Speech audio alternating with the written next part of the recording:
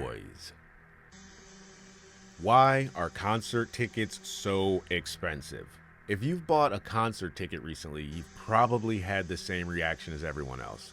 How did it get this expensive? A night out that once cost a few dozen dollars can now cost hundreds. Fans blame artists. Artists blame promoters. Promoters blame venues. And everyone blames the ticket companies, myself included. So who's actually responsible? The answer is more complicated than most people think. The good old days. For much of modern music history, touring wasn't the primary source of income for many artists. Record sales were. Albums generated huge amounts of revenue.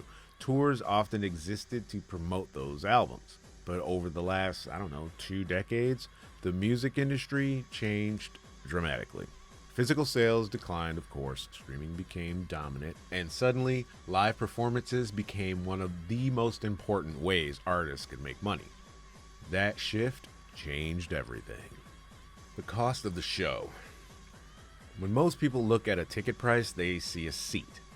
What they don't see is everything behind that seat. The trucks, the lighting, the sound systems, video screens, stage crew, security, insurance, travel, hotels, blah, blah, blah. Hundreds of people may be involved in a major tour, and every year, those costs go up. By the time the audience arrives, millions have already been spent. This is actually why Garbage is no longer going to be featuring, and we're going to see them in Scotland next month for that very reason. It's their last show headlining like that. It's too expensive. The demand problem. There's another factor, demand. Let's imagine 50,000 people want to go to a show, but there's only 15,000 tickets available. Well, what happens? Prices go up. That's basic economics. Some ticketing companies now use dynamic pricing systems. Price increase when demand increases. Supporters say this reflects the true value of the ticket. Critics argue it punishes loyal fans. Either way, it has become one of the most controversial topics in live music. Are the artists to blame? Well, this is where things get complicated. Sometimes artists have significant control over pricing. Sometimes they don't.